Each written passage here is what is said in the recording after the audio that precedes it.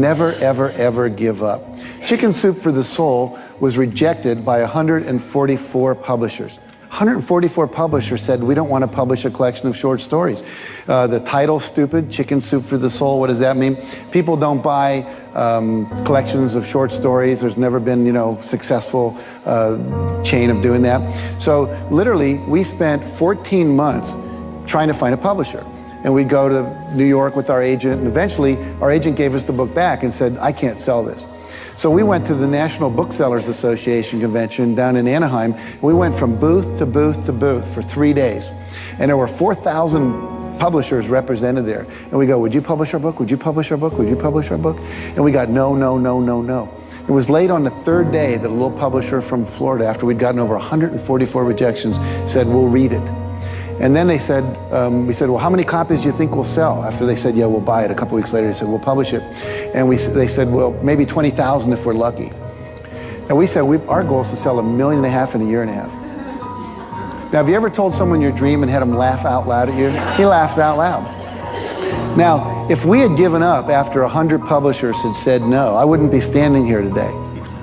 Wouldn't have happened. And so you've got to be willing to persevere. Because we didn't take no. See, when the world says no, you say next. Only 5 or 6 billion people out there you can go and ask, right?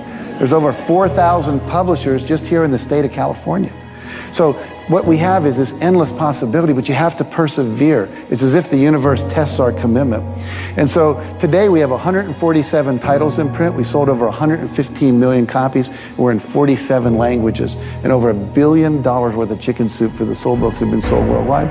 So if you're willing to decide what you want, believe it's possible, consciously envision the future, feel the feelings of what it would feel like if you had achieved this goal, you can have anything, and then you take action, both obvious actions and inspired action. You can do anything. We were forced in the beginning. I wish I could say we were geniuses and said we're going to start our own company. That's not what happened. In the beginning, we went to every single label, and every single label shut their door on us. The genius thing that we did was we didn't give up. We didn't say, because these guys, we use that what do they know approach. We didn't give up at that point. I think that was the genius thing we did. We started selling our own CDs and we built our own buzz, and then the record company came back to us.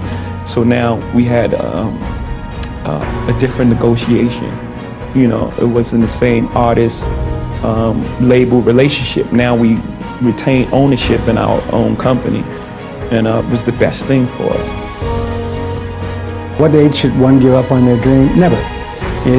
Goethe said this, Henry Ford said this, Rockefeller said this, you're only as young or as old as your dreams. And as long as you still have dreams and visions and goals, they keep you young. It's the most amazing darn thing.